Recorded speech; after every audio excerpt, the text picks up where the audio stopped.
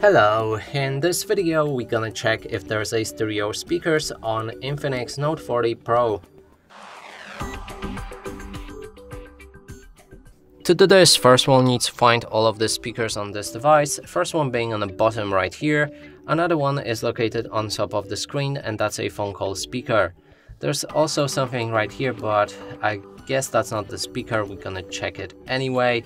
And now to actually determine if they are stereo speakers, we need to play some music, cover each of the speakers with our fingers, and if the sound is coming at least from two different sources, that confirms that this device does have it. But now let's test it out.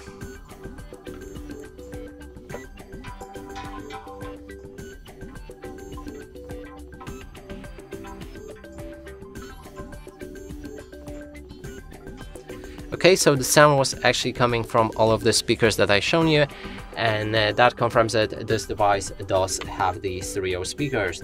And that's it for this video. Hope you like it. Please consider subscribing to our channel, leave a like and a comment below.